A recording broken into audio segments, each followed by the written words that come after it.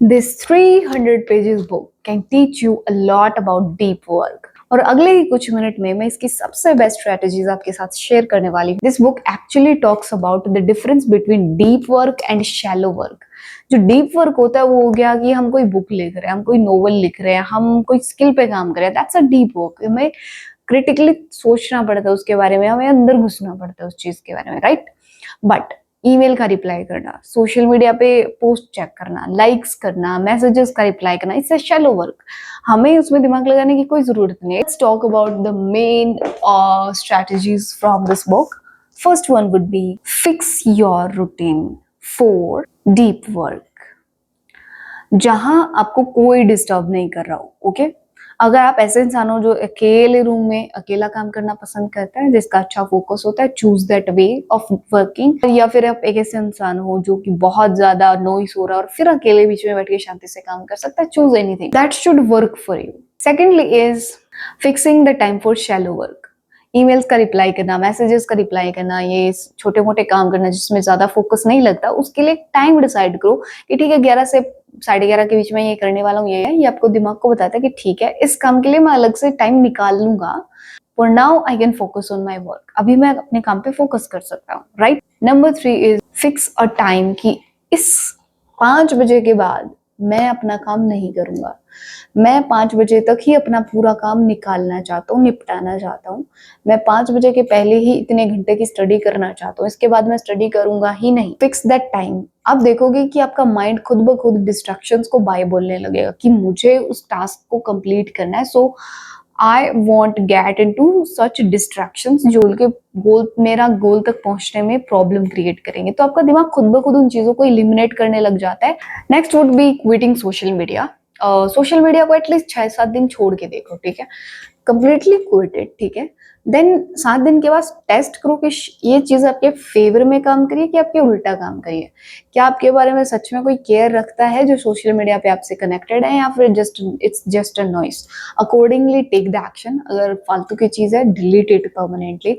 And if it is something like कि ठीक है मेरे कनेक्शंस हैं, I want to interact sometimes, then you can keep it, but at a limit, ठीक है. फिक्स अ लिमिट की बारी मैं इतनी देर ही डिस्ट्रैक्ट हो सकता हूँ. वो द लास्ट कुछ जो मैं बातें बताने वाली, these are the most important. Firstly is embrace boredom. मैं ये कहूंगी कि इन 2026 और आने वाले जितने भी सालों में, this will be the biggest skill a human being can have is embracing boredom. क्योंकि हम कंटिन्यूसली एक नई न्यूज से, नए कंटेंट से, नई रील से स्टिमुलेटेड है. हमें हर दिन पता नहीं कितने तरीके की इंफॉर्मेशन मिलती है. हमारा दिमाग जो ओवर स्टिमुलेट हो चुका है. और आप ये फैक्ट नहीं समझ पाओगे कि आप खुद अपने दिमाग के साथ बैठ नहीं सकते, क्योंकि you will feel bored. The time you start sitting with your self, आपको उस बोर्डम में ना एक शांति दिखेगी, उस बोर्डम में आपको मजा आने लगेगा. If you can achieve that state, I can tell you कोई सोशल मीडिया आपको कंट्रोल नहीं कर सकता, because your own damn boredom will make you powerful.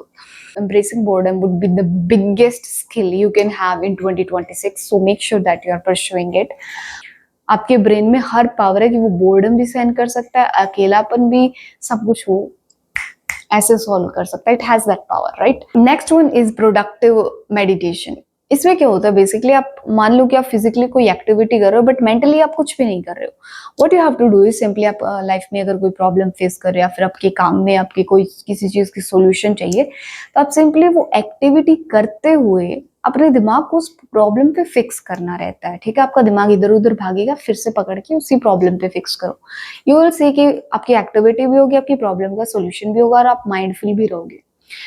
Yeah, this is another way to do deep work. Last but not the least is, I guess, the most important one, जो strategy which I personally use every single day, मैंने बहुत बार बताया भी है, which works the best is हर रात को या फिर अपने काम होने के बाद लिखना कि आपने कितना किया, क्या एक्सपेक्टेशंस थी, did you meet the expectations, क्या आपको कल सही करना है, क्या आपने आज गलत किया, क्या वो गलती सुधर गई या मैंने सीख लिया. Writing down every damn thing, ताकि आप आज को ही फिर से ना जियो. मतलब आप जो गलतियां करी हैं वही वापस कल ना करो और उसी कल को नया कल ना बनाओ. That means to stop creating your past again in your life. जब मान लो कि अगर आप 5 बजे अपना काम पूरा कर लेते हो और आपने सारा कुछ लिख दिया, ठीक है आज का मेरा ये टास्क था, मैंने कंप्लीट कर लिया, अगले दिन मुझे ये करना है, अब मुझे काम के बारे में कुछ भी नहीं सोचना, योर माइंड विल बी काम, क्योंकि उसे पता है उसने क्या कवर कर लिया, उसे अब पता है कि लिखा हुआ है मुझे कल क्या करना है।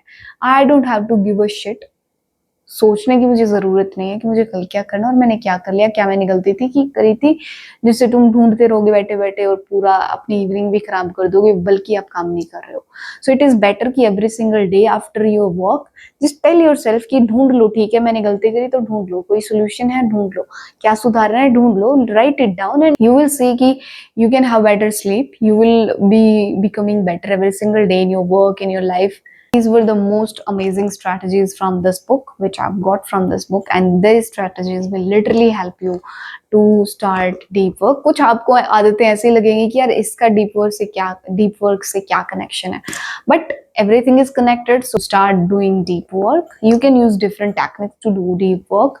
You can do Trataka, which is a yogic practice. You can do meditation. You can use Pomodoro technique. You can use 90-20 rule, which I've shared in the last video. You can go and check. And I hope you guys love this video, and this video will help you in some way. If you have come to this point, like the video, subscribe to the channel. I'll see you in the next video. Till then, take care. Bye bye.